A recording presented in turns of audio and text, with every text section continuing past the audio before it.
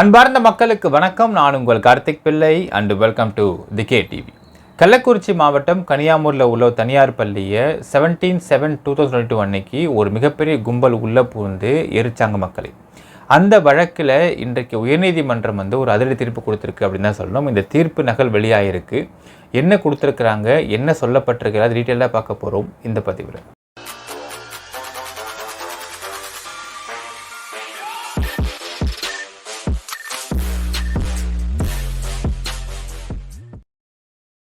கள்ளக்குறிச்சி மாவட்டம் கனியாமூரில் உள்ள தனியார் பள்ளியை 17/7/2022 அன்னைக்கு அடித்து உடைச்சி எரித்த ஒரு சம்பவத்தின் தொடர்ச்சியாக அந்த பள்ளியுடைய தாளர் ஒரு பெட்டிஷன் போடுறாரு. என்ன பெட்டிஷன் போட்டிருந்தாரு, அது எந்த பெஞ்சுக்கு வந்து ஷார்ட்டாக பார்த்துடலாம். அவர் என்ன ப்ரேயர் கேட்டிருந்தாரு, ஃபஸ்ட்டு என்ன போட்டிருக்காங்கன்றதை பார்த்துடலாம். Criminal original petition is filed under section 482 of criminal procedure code. Please to transfer that investigation with respect to the crime number 236/2022 pending on the file of the first respondent to any other investigating agency and consequently direct them to proceed with the investigation and file final report within an appropriate time.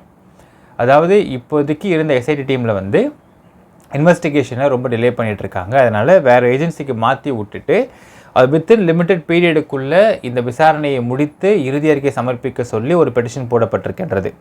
அது ஜெயச்சந்திரன் ஜெய அவர்கள் பெஞ்சில் வந்தது. போன 3/7/2024 அன்னைக்கு இந்த வழக்கு முடித்து வைக்கப்பட்டது மக்களை. அதற்கான ஆர்டர் வெளியாகிருக்கு. இந்த ஆர்டரை ஏன் இன்றைக்கி நம்ம ரிலீஸ் பண்ணுறோன்னு பார்த்தீங்கன்னா, மீடியாவை பொறுத்தவரை 4 மாதத்திற்குள் இறுதி அறிக்கை சமர்ப்பிக்க சொல்லி சொன்னதாக ஒரு தகவல் வெளியாச்சு மக்களை. ஆனால் அந்த ஒரு விஷயம் பொய் நம்ம இப்போ தெரியுது. 4 மாதம் கிடையாது. ஆர்டரை படித்து பார்க்குறேன், கரெக்டாக பாருங்கள். Order: Case related to looting of educational premises by a mob on 17/7/2022. This criminal original petition is filed to transfer the investigation, alleging that investigation is not done properly. இதான் அதுக்கான பேசிக்கான ஒரு ப்ளீ கொடுத்துருக்காங்க. அடுத்தது, the learned government advocate criminal side appearing for the respondent police states that the investigation is almost completed and within 20 days final report will be filed. அவங்க சொன்ன வார்த்தை investigation முடியாமல் இருக்குது, ஸோ வேறு ஏஜென்சியை மாற்றி விட்டுருன்னு சொல்லி கேட்டிருக்காங்க. ஆனால் கிரிமினல் சைடில் அப்பீரான வக்கீல் சொல்கிறாரு, இல்லைங்க, இன்வெஸ்டிகேஷன் ஆல்மோஸ்ட் முடிஞ்சு போச்சு, இன்னும் 20 நாளில் ஃபைனல் ரிப்போர்ட் கொடுத்துன்னு சொல்லிட்டாரு. அப்போ 20 நாளில் சார்ஜ் ஷீட் போடப்பட போகின்றதா அப்படிங்கிறதையும் பார்க்க போன்றோம். Recording the same this criminal original petition is disposed of with the direction to the respondent police is to complete the investigation and file a final report within a period of 20 days. அதாவது 20 நாட்களுக்குள், அதாவது இந்த order வெளியானது இல்லை, இந்த final hearing வெளியாகி இந்த case dispose ஆனது அப்படின்றத பார்த்தால் 3/7/2024 மக்களே.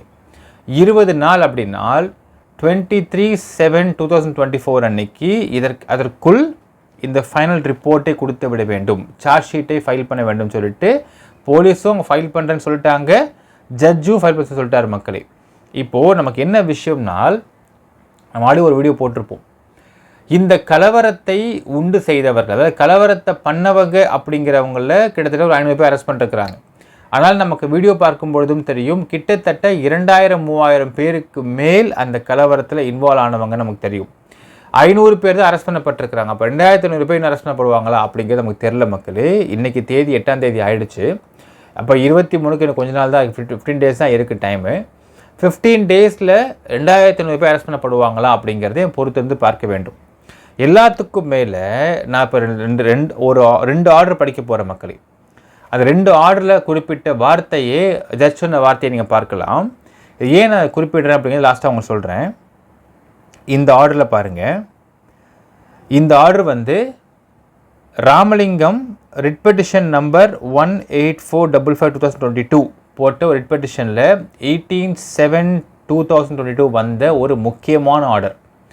கலவரத்தை பண்ணி அடுத்த நாள் ஒரு ஹியரிங் வருது சென்னை ஹைகோர்ட்டில், மெட்ராஸ் ஹைகோர்ட்டில். அந்த மெட்ராஸ் ஹைகோர்ட்டில் சதீஷ்குமார் ஜே அவர்கள் பெஞ்சில் வந்த ஒரு ஹியரிங். அந்த ஹியரிங்கில் ரொம்ப கடுமையாக விவாதம் நடந்தது. அந்த கடுமையான விவாதத்தில் கொடுக்கப்பட்ட ஒரு கடுமையான இன்ட்ரி மாடலில் பேரா நம்பர் 2 சொல்லியிருக்காரு. After filing this application before this court on 17/7/2022, there was a huge protest. இந்த கோர்ட்டில் நீங்கள் பெட்டிஷன் ஃபைல் பண்ணதுக்கு பிறகு there was a huge protest which led to ransacking of the entire school building and also torching of about 50 vehicles including the police officials' vehicles. Many police personnel were also injured. On seeing the live telecast of the entire incident from various television channels, this court is of the firm opinion that இங்கே தான் முக்கியமான விஷயம் மக்களே, such a violent protest that erupted yesterday was not mere eruption of sudden provocation. Rather, it appears to be a motivated, planned and calculated. ஜட்ஜி தெளிவாக சொல்கிறாரு, இந்த கோர்ட்டில் நீங்கள் ஒரு பெட்டிஷன் ஃபைல் பண்ணதுக்கு பிறகு 17/7 அன்னைக்கு ஒரு மிகப்பெரிய ரைட் அங்கே ஏற்பட்டுச்சு. நாங்கள் டிவியில் பார்க்குறோம். 50க்கும் மேற்பட்ட வெஹிக்கல்ஸ், ஈவன் போலீஸ் வெஹிக்கல்ஸ்லாம் வந்து கொளுத்தப்பட்டது. நிறைய போலீஸ் அதிகாரிகள் அடிப்பட்டு தூக்கிட்டு போனாங்க.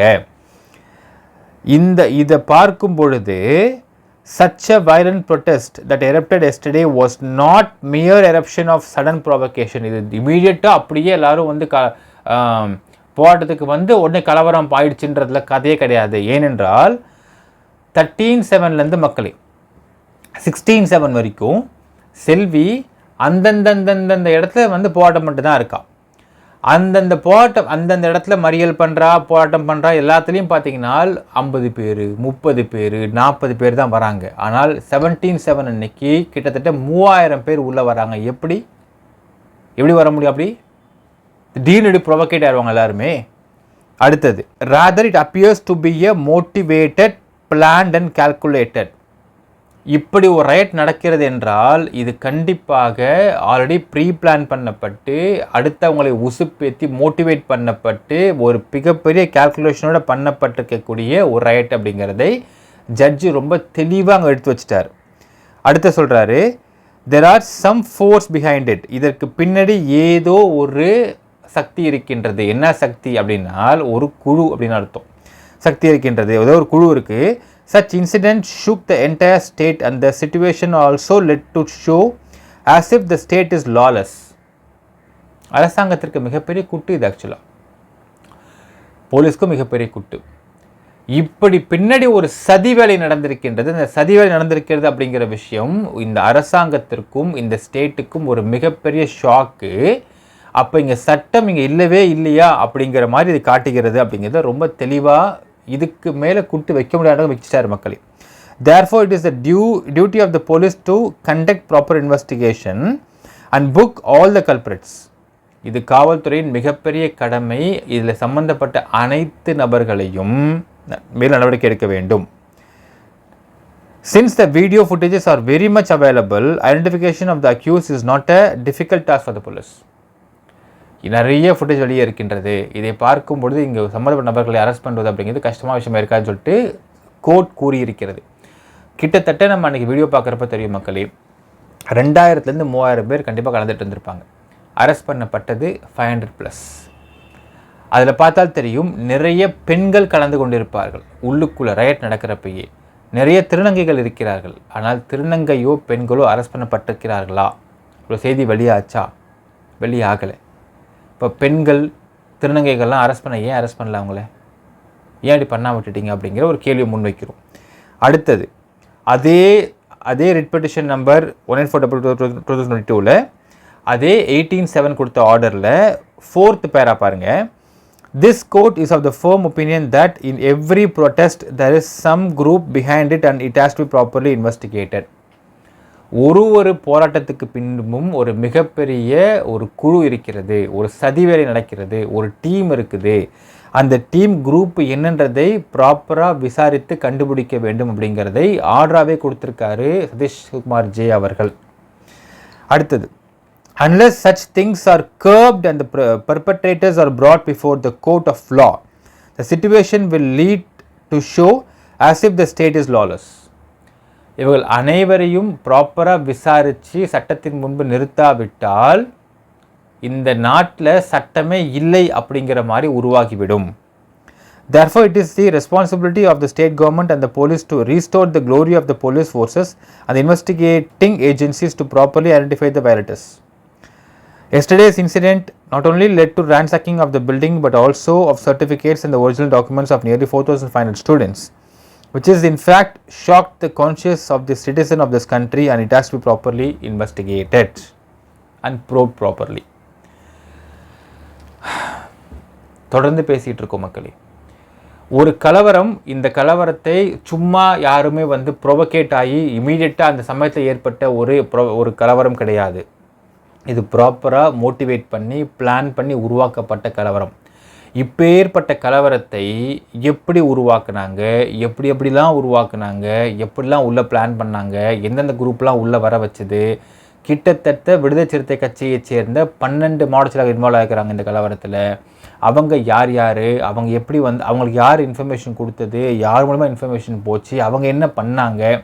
நாமளே வெளியிட்டிருக்கோம், திருவண்ணாமலேருந்து ஒரு குரூப் வந்துச்சுன்னு சொல்லிட்டு 3 தவேரா காரில் ஒரு கார்லேயும் 8 பேர்ன்ற விதம் 24 பேர் வந்தாங்கன்னு நம்மளே வெளியிட்டிருக்கோம் மக்கள். இந்த 24 பேருக்கு யார் இன்ஃபர்மேஷன் கொடுத்து எப்படி வந்தாங்க, அந்த குரூப்பை பிடிச்சாங்களா இல்லையா. தூத்துக்குடியில் ஒரு டீம் அங்கேருந்து வந்துச்சு. தூத்துக்குடியில் அந்த தூத்துக்குடி மாவட்டம் சாத்தான்குளத்தில் இருக்கக்கூடிய ஒரு நிலத்தை அடகு வச்சா அந்த நிலப்பத்திரத்துக்கு அடகு வைக்கக்கூடிய பணத்துக்கு வட்டி மேலே போட்டு அந்த நிலத்தை அபகரிக்கக்கூடிய ஒரு வட்டி குரூப்போட அடியாட்களாக இருக்கக்கூடிய ஒரு குரூப் 50க்கும் மேற்பட்ட நபர்கள் அங்கே வந்திருக்கிறாங்க கலவரத்துக்கு. நம்ம இதை வெளியிட்டிருக்கிறோம். இதனை போய் பிடிச்சாங்களா அப்படிங்கிறது தெரியல. இந்த கலவரத்தில் சம்மந்தப்பட்ட ஒரு நபரையும் each and every person including women and transgenders எல்லாரையும் பிடித்து விசாரிக்க வேண்டுமென்றால் இதற்கு மிக மூலமாக செல்வி திராவிடமணியை அரெஸ்ட் பண்ணியிருக்க வேண்டும். நம்ம தொடர்ந்து வலியுறுத்துகிறோம். 24 மாதமாக அரெஸ்ட் பண்ணல. இன்னைக்கு ஜூலை மாதம் வந்துடுச்சு. 24 மந்த்ஸாக இதுவரையில் திராவிடமணி செல்வியை இந்த காவல்துறை அரெஸ்ட் பண்ணல. திராவிடமணி அவன் தான் இந்த பிரச்சனைக்கு மூல காரணமாக. இந்த பிரச்சனைக்கு மூல காரணம் யாருன்னு பார்த்தீங்கன்னா மக்களே ஒரு வார்த்தை சொல்லுவாங்க. நீங்கள் இந்த கலவரத்தை இன்வால்வ் எல்லாரையும் கேட்டு பாருங்களேன். நாம் கேட்டிருக்கின்றோம். அவங்க சொல்லக்கூடிய வார்த்தை, எப்படிப்பா தம்பி நீ வந்தேன்னு கேட்டால் சொல்லுவாங்க, ஆனால் எனக்கு அந்த பொண்ணு யாருன்னே தெரியாது, இந்த அம்மா வீடியோ போட்டுச்சு, இந்த அம்மா வீடியோ வாட்ஸ்அப்பில் வந்துச்சு, அதை பார்த்தா நாங்கள் வந்தோம்னு சொல்லுவான். அப்புறம் ஆடியோ ஒன்று போட்டுச்சு, அதை பார்த்தா வந்தோம்னு சொல்லுவான். அப்போது இந்த வீடியோவையும் ஆடியோவையும் செல்வி போட வைக்கிறதுக்கு யார் ஆரம்ப புள்ளியாக இருந்திருக்கா அப்படின்னு பார்த்தால் திராவிடமணி. ஒரு பக்கா சூசைட் கேஸை இங்கே ரேப்பிங் நடந்திருக்கு அப்படின்னு சொல்லிட்டு அந்த மாபை மொபிலைஸ் பண்ணி 13th அன்னைக்கே ஸ்பீச் பேச வெளியிட்டிருக்கோம் மக்களே.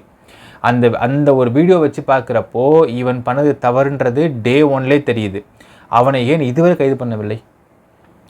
அவனை ஒரு 1.5 மணி நேரம் நமக்கு கேட்கலாம் மக்களே, யோசிச்சு பாருங்களேன். கிட்டத்தட்ட 4 நாட்கள் 13, 14, 15, 16 4 நாள் பிளான் பண்ணி 17th அன்னைக்கு ஒரு பர்ஃபெக்ட் ட்ரையட்டை உருவாக்குறாங்க. இந்த 5 நாள் சம்பவங்களை 1.5 மணி நேரத்தை விசாரிச்சிட முடியுமா ஒரு காவல்துறையால்? எங்களுக்கு தெரில மக்களே. 1.5 மணி நேரம் தான் டைம் எடுத்துக்கிட்டாங்க திராவிடமணி விசாரிக்கிறதுக்கு. செல்வியே வீட்டில் போய் விசாரிக்கிறாங்க போலீஸ். அந்த வீட்டில் போய் விசாரிக்கிறப்ப என்னென்ன கூத்து பண்ணான்றதும் அப்புறமா சொல்கிற மக்கள், இப்போ அதை வெளியிட வேண்டாம். வீட்டில் விசாரிக்கிறாங்க. போயிட்டு வீட்டில் போய் விசாரித்து 2.5 hours விசாரிக்கிறாங்க.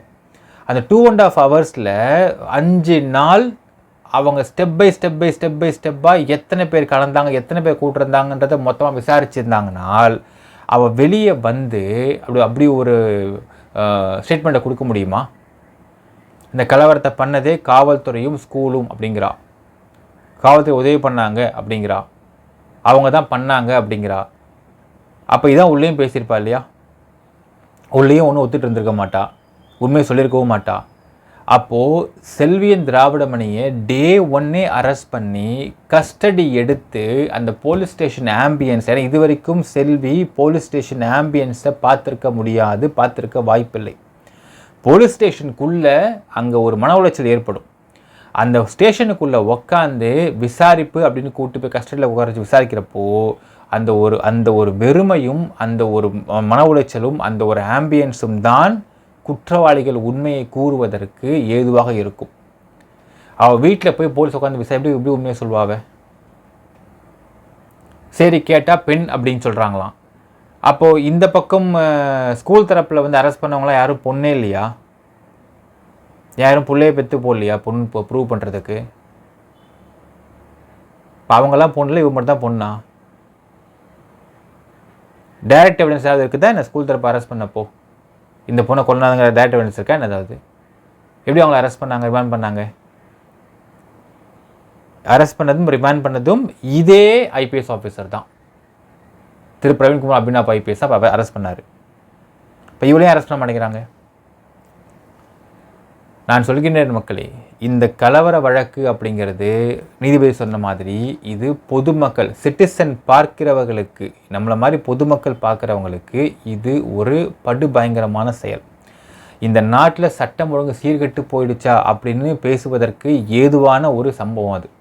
அந்த சம்பவத்தில் சம்மந்தப்பட்ட ஒருத்தவங்களையும் இந்த காவல்துறை துல்லியமாக கணிச்சு துல்லியமாக விசாரித்து சொல்கிற பாருங்கள், தே ஹாவ் டு கர்ப் தி பர்பட்ரேட்டர்ஸ் அப்படிங்கிறார்.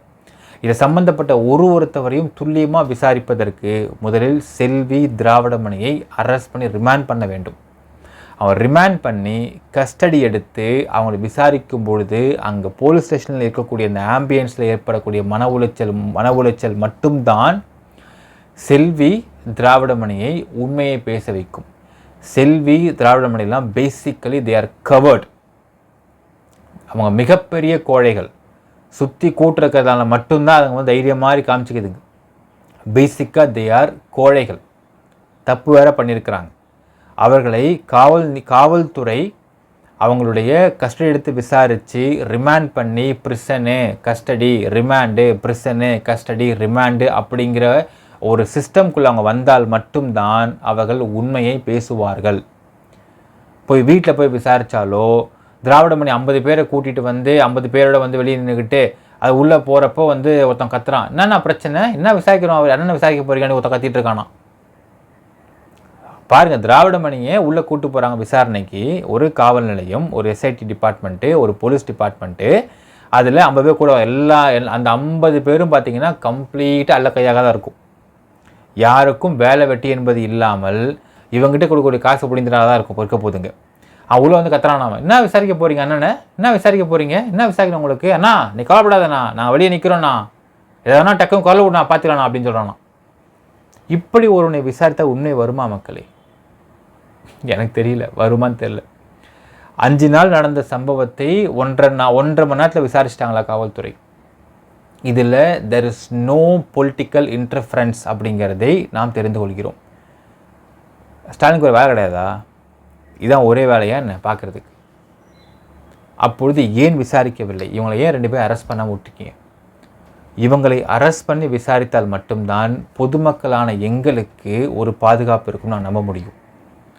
இதை பார்க்கின்றவர்களுக்கும் பொதுமக்களுக்கும் அடுத்து ஒரு கலவரம் ஒருத்தன் அப்படி பண்ணுறதுக்கு நினைக்க கூட கூடாது. அப்படின்னால் இவங்க 2 பேர் ரிமாண்ட் பண்ணணும், அவங்க ப்ரிசனுக்கு போகணும், ஜெயிலில் போடணும், அப்புறமா கஷ்டம் எடுத்து விசாரிக்கணும். விசாரித்தால் மட்டும்தான் இந்த கலவரத்துடைய ஒட்டுமொத்த உண்மையும் வெளிவர முடியும். அப்படி வெளிவந்து இதில் சம்மந்தப்பட்ட ஒருத்தவனையும் உரிச்சி தூக்கி உள்ளே போடணும். அதே மாதிரி இதை சம்மந்தப்பட்ட செல்வி திராவிடமணி வாழ்க்கை பூரா கன்விஷன் கிடைக்காத வெளியே வரக்கூடாது. அப்படி நடந்தால் மட்டும்தான் பொதுமக்களான பார்க்கக்கூடிய உங்களுக்கும் பேசக்கூடிய எனக்குமே இந்த நாட்டில் சட்டம் ஒழுங்கு சீர்கடலைப்பா. ஒரு வாட்டி கெட்ட மாதிரி காமிச்சிச்சு, ஆனாலும் அதை திரும்ப ப்ராப்பராக கொண்டு வந்துட்டாங்க போலீஸ் அப்படிங்கிற நம்பிக்கை ஏற்படும் மக்களே. இல்லை என்றால் இந்த 2 கிரிமினல்களும் வெளியே சுற்றிட்டு இருந்தாங்க அப்படின்னா அந்த நம்பிக்கை என்பது போலீஸ் மீதும் சட்டத்தின் மீதும் காவல்துறை மீதும் நமக்கு கண்டிப்பாக ஏற்படுவதற்கு வாய்ப்புகள் கிடையாது. என்ன நடக்க போகுதுன்னு பார்க்கலாம் மக்களே. 23 அவங்க சார்ஜ் போட சொல்லி உத்தரவு கொடுத்துருக்குறாங்க நீதிமன்றம். என்ன நடக்குதுன்னு பொறுத்து பார்க்க நினைக்கிறீங்க கமெண்ட்டில் மென்ஷன் பண்ணுங்கள். நன்றி, வணக்கம்.